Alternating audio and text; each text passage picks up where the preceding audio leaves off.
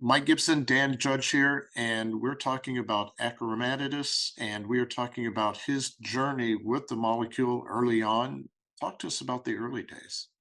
Yeah, thanks, Mike. It was actually an International Society of Amyloid meeting many years ago when I met Isabella Graef, who's a scientist who was at the time at Stanford University. And she was telling me about a new compound that she'd identified and developed, this compound previously called AG10. And she had some exciting stabilization data about how that new drug was able to stabilize TTR ideally in a better way, or mechanistically in a better way.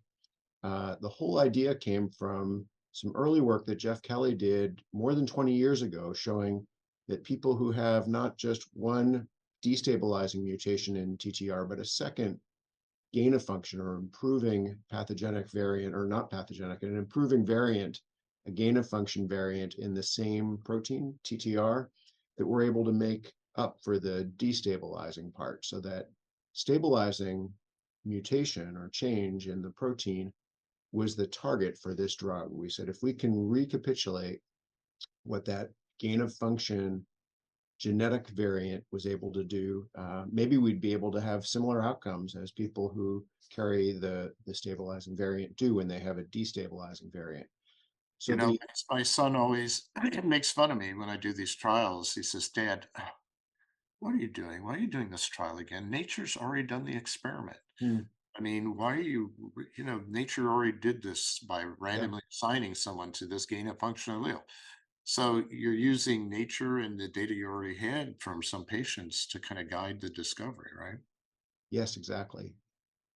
And as you know well, Mike, it's a nice observation, but it has to be proven in clinical trials. So we're excited to fast forward and say we've done that.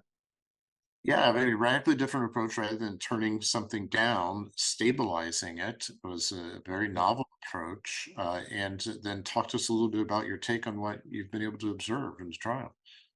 Yeah, I've been really thrilled to see each of the studies as they've come along, the phase two, the phase three study that we're now reporting, and additional analysis that are coming out at AHA this year.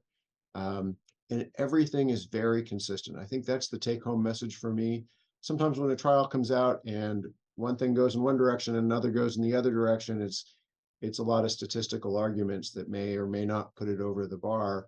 But in this case, everything we look at really looks very positive. Yeah, when a trial's positive, it's positive in every way you slice it and dice it, and that seems to be the case here. Well, thanks for sharing the early part of the journey and the reason why we had this journey in the first place, Dan. Thanks for joining us today, and thanks to all of you for joining us here from AHA 2023. My pleasure. Thanks, Mike. Mhm.